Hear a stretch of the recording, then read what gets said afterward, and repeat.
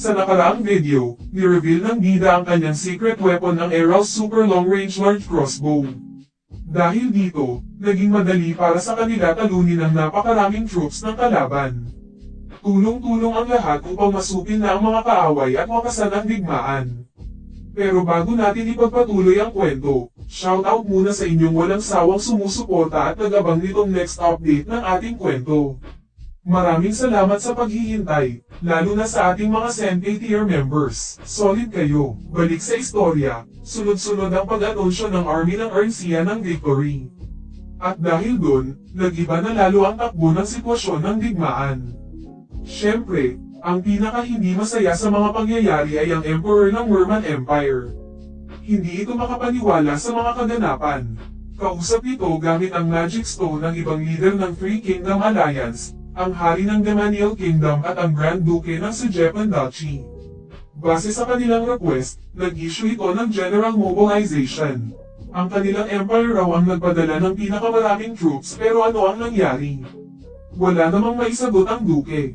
Wala na raw point kung magsisihan pa sila ngayon, sabi ng Hari ng Demaniel. Ang importante ay kung ano ang gagawin nila from now on.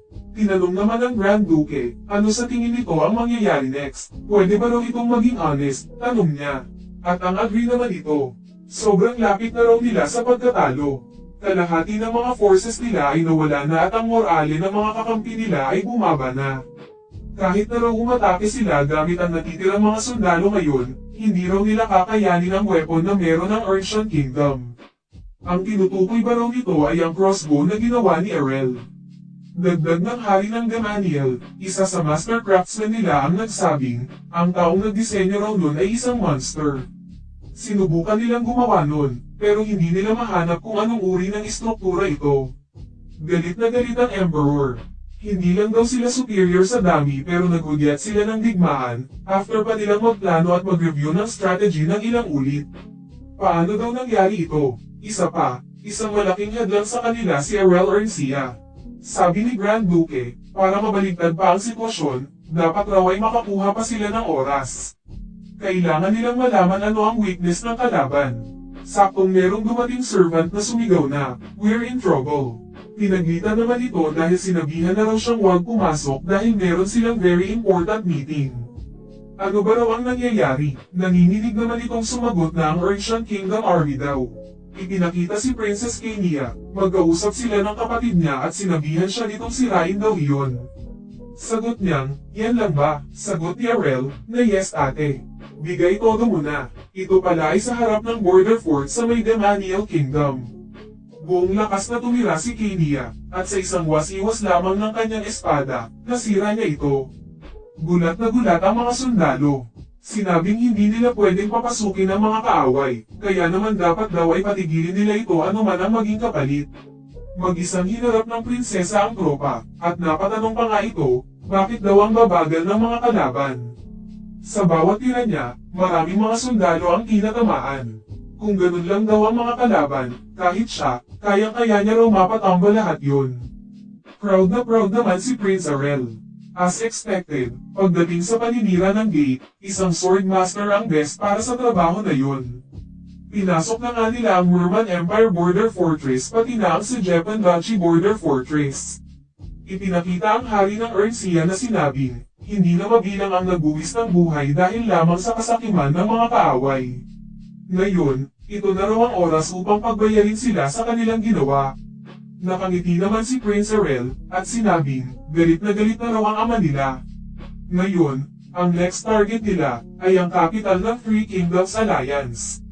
Napatanong naman si Sena, na sino raw ang mag-aakala, na mapapasok nila ang fortress ng mga kalaban. Sagot ni Asha, the fact na pinilit silang umatras noong nakaraan feels almost like a lie. Halata sa mukha ni Errol ang saya. Sigurado raw na ang mga leader ng Three Kingdom Allies ay hindi nakakalma mula ngayon. Hinanap naman ni Asha si Princess Kenia. Nuna, tanong ni Errol. Makikitang lumuhan sa harap ng prinsesa ang mga sundalo. Tinawag sila nitong, Your Highness, the Second Princess.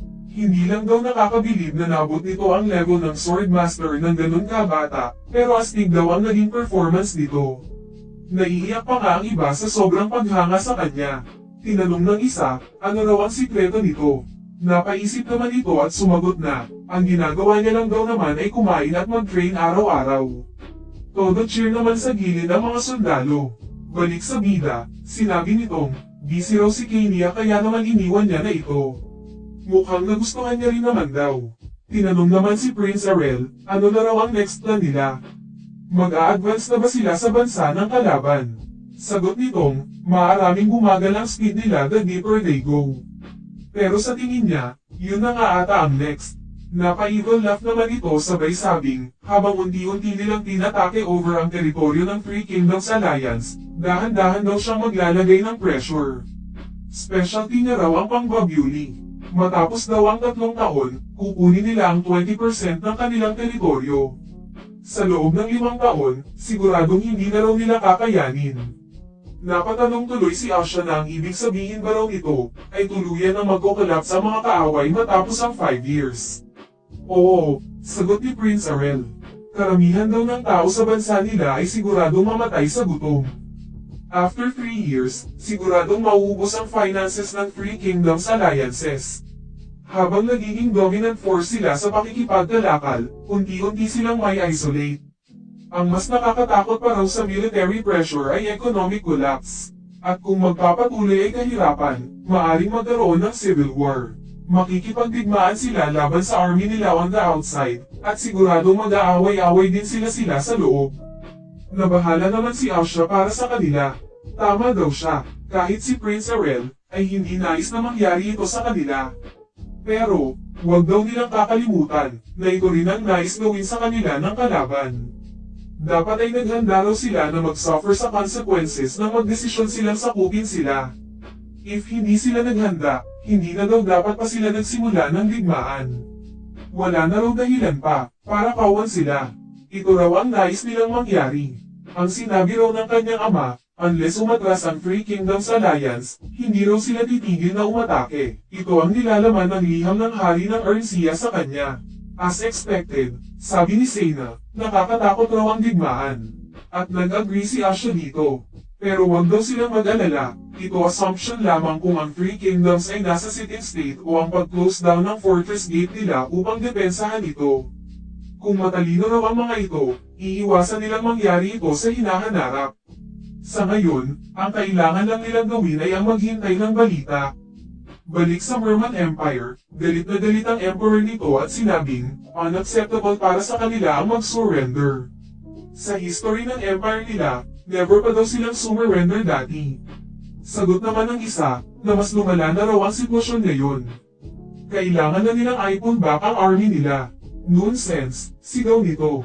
Hindi ba raw ito nahihiya? Napatahimik naman ito, sabay sabing, if magpapatuloy raw ang digmaan gaya nito, instead na masira ang proud history ng kanilang ninuno, hindi ba raw mas nakakahiya sa harap ng mga inosenteng tao na mamugutom at magiging biktima ng patayan?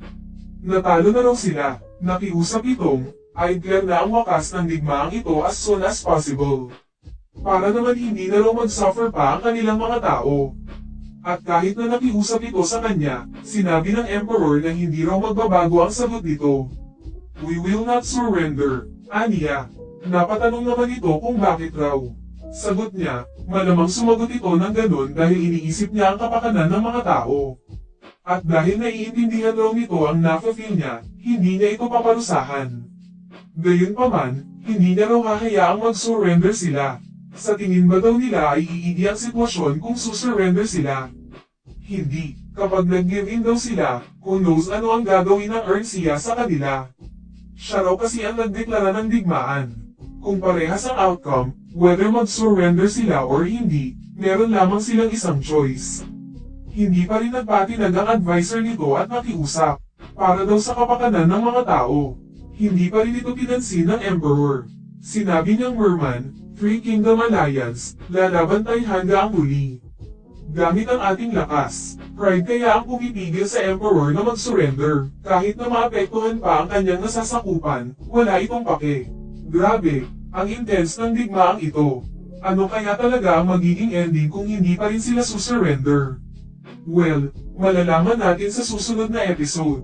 Muli, Bilang suporta sa ating channel at para tuloy-tuloy ang ating uploads, siguraduhin mag-like, comment, share at subscribe. Pindutin mo na din ang bell button below para updated ka sa next upload namin. Maraming salamat sa panonood, Oni-chan.